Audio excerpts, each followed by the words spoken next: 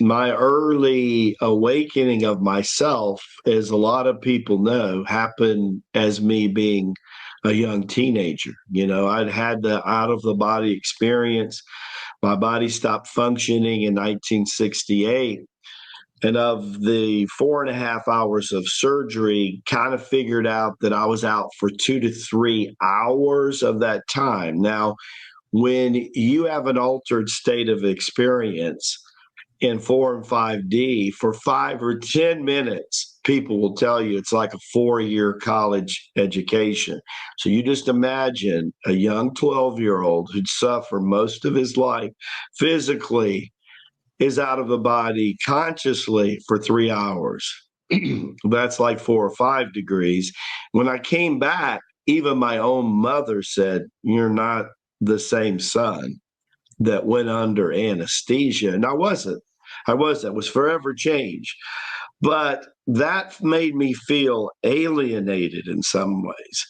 Excuse me. So as I became a teenager, and my energy got up, I became very active. I became captain of the swim team a few years later, captain of the wrestling team a few years later.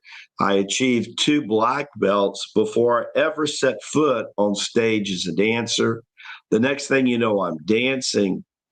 But there was a part of me that did feel lonely at times because there wasn't spiritual people, especially my age. As a matter of fact, I found out from the Lama when I was going through second birth, which my second birth and Kundalini experience started at about 13, 14, a year and a half after surgery. As I began the martial arts, I began to pray and meditate aggressively and begin to take herbal supplements. And all of that together triggered my Kundalini. And I was going through it big time. And so that too, maybe I found out that maybe 1 in 10,000 people on the planet at that time were going through Kundalini as a teenager, but maybe 1 in 1,000 in their 20s. Now, that sounds like a small number, but when you divide that and multiply that out by 7 or 8 billion people, you're going to find out that number's a lot larger than you think. Why is that exciting now? Well, I found out something also similar. As people know, the Lamasery has produced more centurions in the Lamasery than anywhere else on the planet. As a matter of fact, we've produced more people living over 150 than anywhere else on the planet. And when I talk to people about, hey, would you like to stick around and, get healthy? The first thing that comes to a lot of people's mind is, where will my family be with me?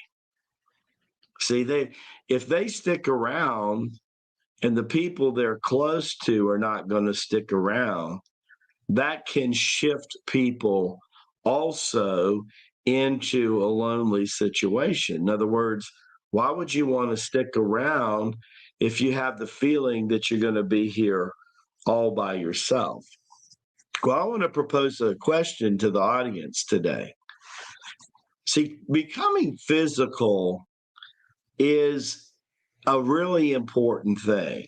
When you realize or think that the people you're close to, in other words, could you imagine outliving your children? What would you do in that? How would you process? A good example of that is right out of the Circle of Life book, where I talk about the longevity of a city yoga master who lived between 185 and 189 years old. What motivated him to go into spiritual journey was he had lost his wife and his only child, and it took him from a warrior, and he went to his uncle, who was the governor of Delhi at the time in India, and he says, "Give me your sword. I want to give you these prayer beads." And that was a turning point in this warrior.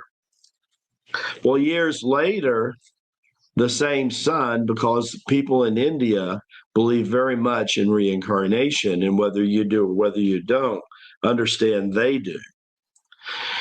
And in the process, his son shows up to become his disciple, his student, in the same life of his father, just much later. And that relationship becomes even more powerful. So there's a lot of things that hold us back from being a spiritual being. That's one of them. And to be honest with you, I have found that is a deeply bedded seed in a lot of people. So a lot of people thinks, number one, the only way to get to heaven is that you have to die. Well, that's a misdelusion that a lot of churches in the world teach. Yes, I died in 1968 on the operating table, and yes, I went to heaven. I can't tell you how many times I've been to heaven when my body was still alive, but it's been a lot more than once. And I've learned that you don't have to die to go to heaven. And heaven is just a higher vibration. So when Abba, the Heavenly Father, decided that he wanted to expand into 3D over 175,000 years ago, that picture of him, that famous Michelangelo picture of the finger touching Adam, is a perfect example of him saying, you know what, I'm now going to spread my DNA into the human race. So he's been loving us. He's been presently and patiently awaiting for us